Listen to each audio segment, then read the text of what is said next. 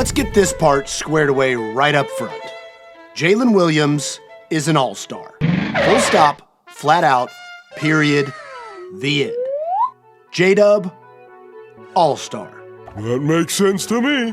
Then take it. Or at least, he should be. But since this probably needs to be longer than like 20 seconds, here's another 8 or 9 minutes as to why. And not just why, but irrefutably why JDub should be an all-star. Stocked with plenty of straightforward evidence, you should feel free to reuse when you argue about this sort of thing with your friends. Here's the easiest fact, and on the surface, you may not need too much more than this. Since the 1983-84 season, which was the first season with playoff seeding, and excluding the 1998-99 season, because there was no All-Star game that year, the teams that finished as the number 1 seed in their conference averaged 2.04 All-Star selections. And the Thunder are potentially historically good and doing it in the Western Conference. They're number 1 in the West, but they are also around 7 games ahead of the number 2 seed with a net rating over 12, hovering around an .800 winning percentage, and all of that coming off a season where they were already the number 1 seed in the West. But aside from that irrefutable fact, as it goes with All-Stars, does he really deserve it? I'm pretty sure we know of one All-Star selection the Thunder will get. This guy. So to complete historical precedent, JDub, who's the Thunder's second leading scorer, second leading assister, and second leading stealer, is an easy, obvious pick. But let's peel back that stat a little more because it's important to recognize what an impact JDub has on the Thunder being that number 1 seed. It's not just about the Thunder deserving the recognition of 2 players because the team is so good. And it's not just about Dub being a token acknowledgement of that. It's about him earning all-star status in the NBA. He's as much an everything player as any other player in the league. There is no more a complete two-way player in the NBA than JDub.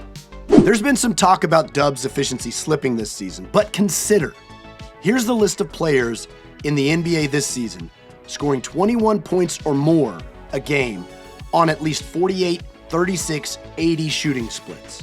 KD, Wemby, Jalen Brunson, Karl Towns, Norm Powell, Kyrie, Tyler Hero, Zach LaVine, and JDub.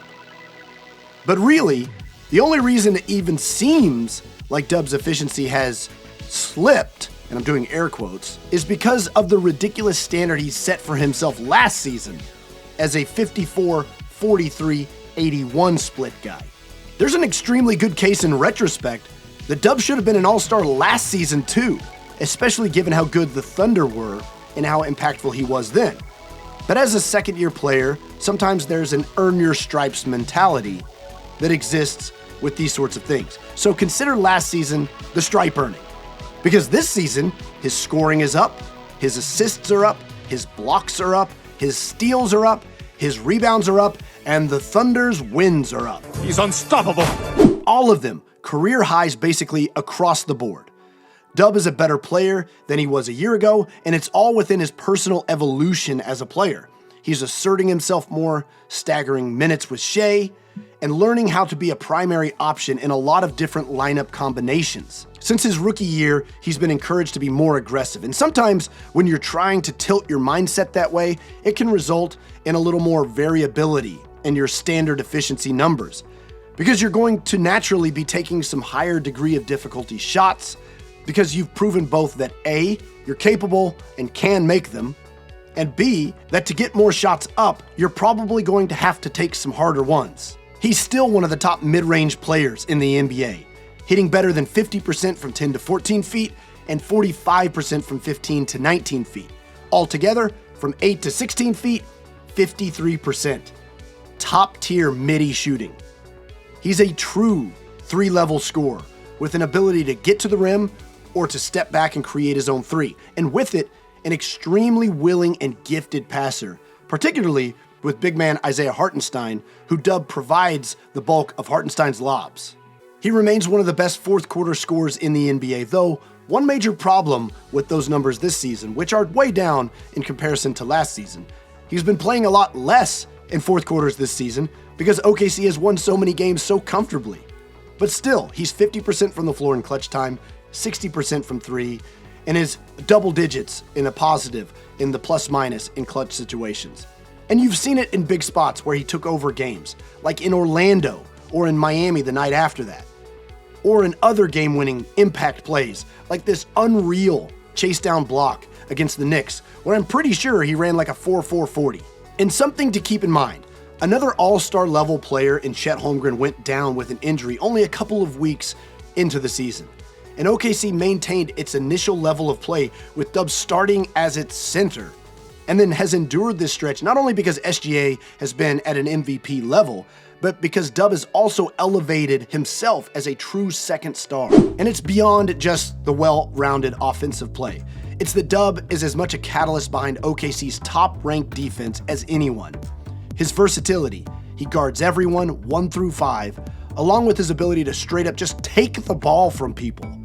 His 7'2" wingspan, along with elite instincts, making him one of the top cookies defenders in the NBA. Just ask Julius Randle what it's like to try to dribble against Dub.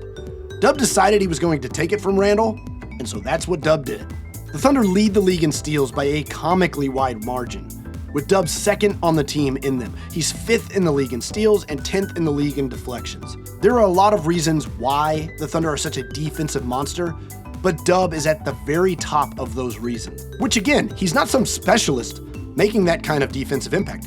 He's a 20-point-a-game scorer that has games where he's dropped more than 30 on multiple occasions.